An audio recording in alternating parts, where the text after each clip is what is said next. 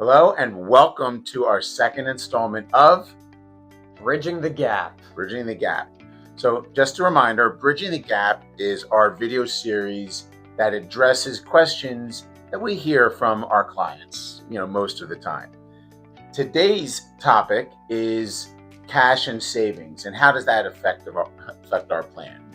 So I think the first question that I hear most of the time is how much cash should we keep on hand? Do you get that? Yeah. Okay. Super common question. All right. Yeah. What do you hear?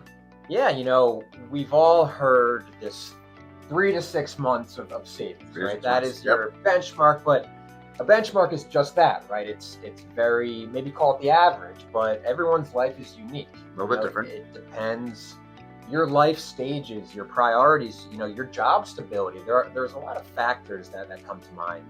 I don't know. What do you hear most? Well, people do ask that question. They're a little bit different stage of their life with me, and I hate to say this, but it really does depend. It really depends upon what your goals are.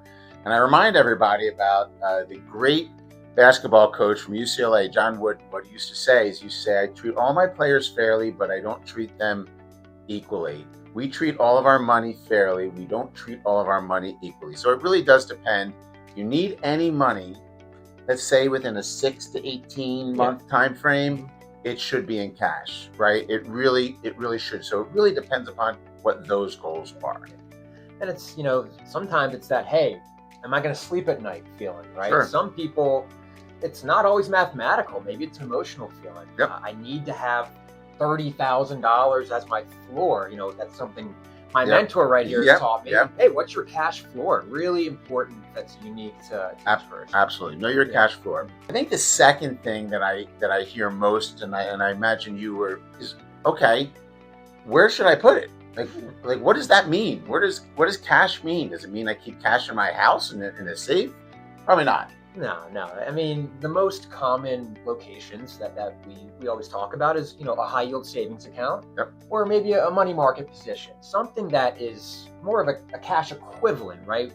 Your traditional checking accounts most likely might be earning 0% interest, right? They sure are. Yep. So you talk about what's called a high yield savings, which, many know, many don't know. Sure. There is some sort of yield, right? It's at least growing. A few, I'll let you Absolutely. talk about more about that. Absolutely.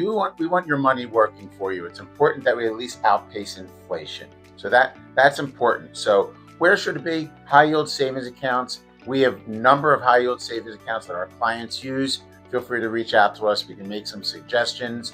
There are also options to ladder CDs or maybe ladder treasuries. Those are also unique to your own personal situation, which we can talk a little bit about. Those are what we call cash and cash equivalents. So I think the next question is, and you probably see it a lot in people in their accumulation stage, is what about any of the excess cash? So I'm above my floor, right? So I'm not ready to make it long term, but I'm not, I can probably invest a little bit more. So what do we hear about that? Yeah, what do I do with extra cash, and what is extra cash, right? It needs to fit into your plan. Kind of back to the original question, everything should have a job.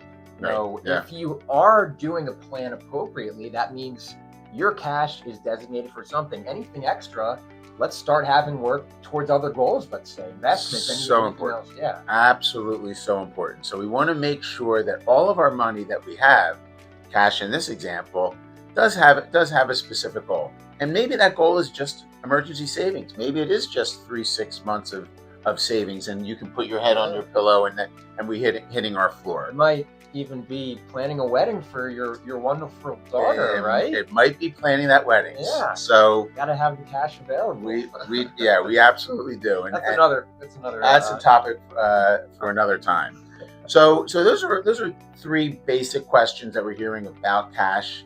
And what to do with that. So the important thing is, if you have any questions, please don't hesitate. Reach out to one of us and we can help, earmark how your cash should be positioned in your own financial and or retirement plan. It's great closing, and we'll see you next time. See you next time on Bridging the Gap. Bridging the Gap. See ya.